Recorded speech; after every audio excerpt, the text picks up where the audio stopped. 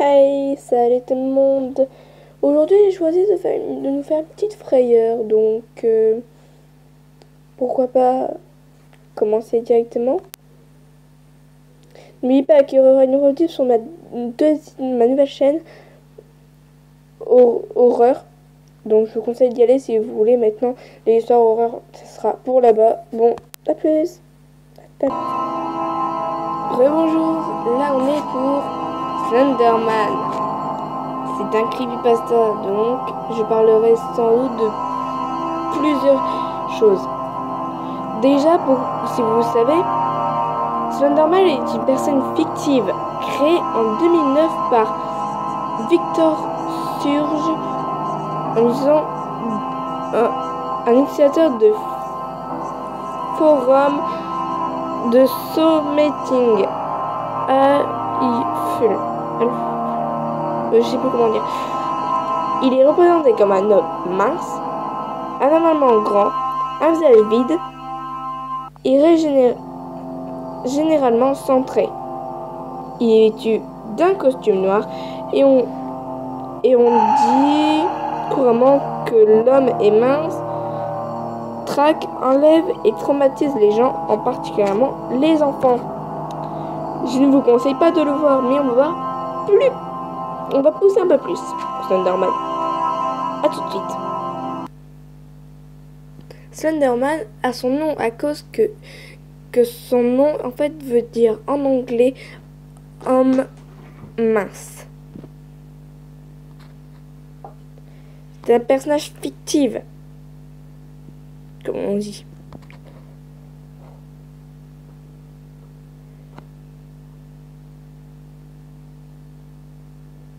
Il a aussi toujours été considéré comme une histoire horrifique, donc une histoire vraie. Là, c'est le problème.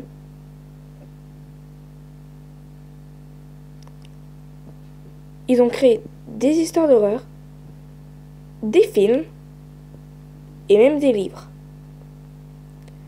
Il est connu comme une légende urbaine. Le seul problème, c'est que beaucoup de personnes disent qu'ils l'ont vu.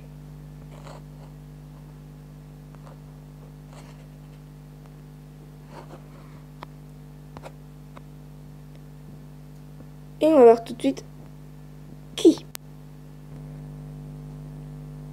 Non, je rigole, on va voir l'histoire de Slenderman. Après s'être levée par une secousse, la fille resta couchée au lit encore quelques secondes. En se penchant pour allumer sa lampe de chevet, elle essayait de se souvenir de ce qu'il avait tiré de sa douce torpeur. Comme elle n'y parvenait pas, elle se leva du lit.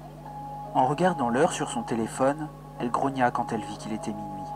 Sachant que le sommeil ne reviendrait pas avant un moment, elle quitta la chambre pour la cuisine pour un bon café. Alors qu'elle passait devant sa porte d'entrée, un désagréable frisson lui parcourut l'échine. Ce n'est que l'hiver, pensa-t-elle, retournant à ses occupations. Préparer les cuillères, l'eau et sa tasse la tinrent occupée. Mais, alors que le liquide bout, elle n'avait plus rien d'autre à faire. Le frisson revint, et elle ne put s'empêcher de regarder vers la porte d'entrée. Ça restait là, sans bouger, silencieusement comme d'ordinaire. Le verrou était toujours en place, elle ne voyait aucun mal à ça.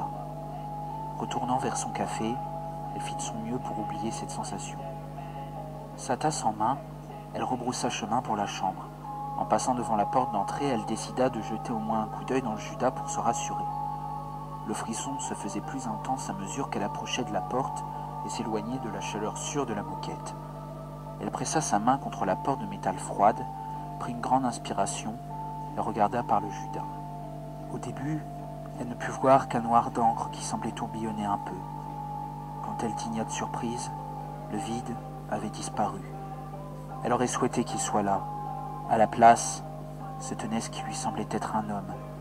Les jambes étaient longues et bizarrement inhumaines, avec des branches sur certains bras. Pas comme les branches d'un arbre, non. La créature était drapée d'un drap noir, cachant ce qui semblait être le plus cauchemardesque pour elle, la cerise sur le gâteau. Cependant, le visage infernal de la chose, c'est comme si son esprit avait flouté le visage pour cacher l'horreur qui s'y dissimulait. Elle s'éloignait de la porte, la main toujours contre celle-ci.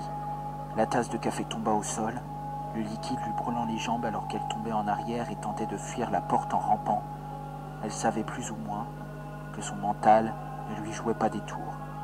Alors qu'elle fuyait la porte, elle regarda et tendit l'oreille pour surveiller ce qui se passait à la porte.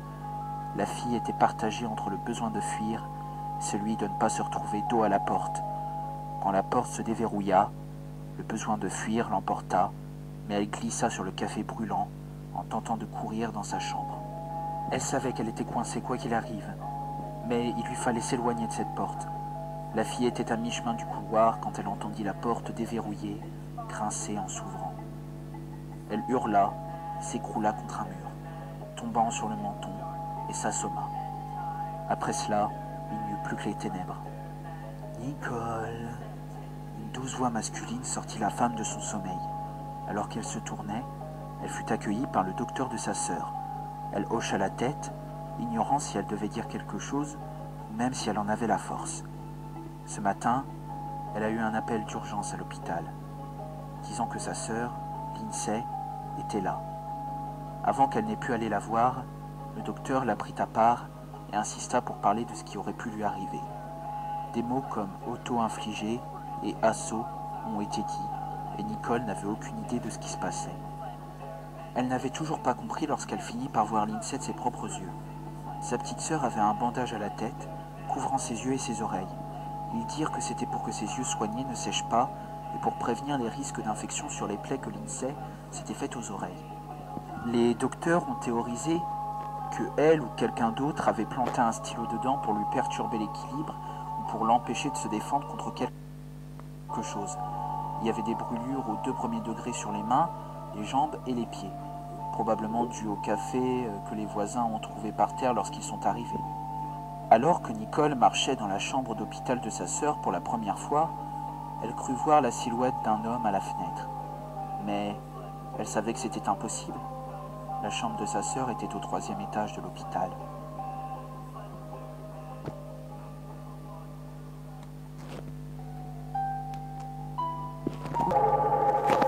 Maintenant, vous comprenez d'où vient la légende?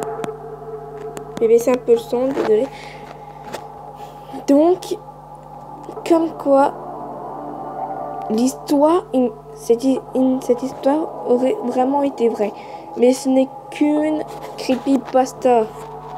Donc, ne croyez pas. Mais sur vos 2 oreilles, c'est pas comme si, voilà. C'est bon. Vous pouvez vous calmer. Vous pouvez dormir sur vos 2 oreilles. C'est C59. Abonnez-vous, lâchez un pouce bleu. Commentez ou partagez. Si vous avez aimé, bien sûr.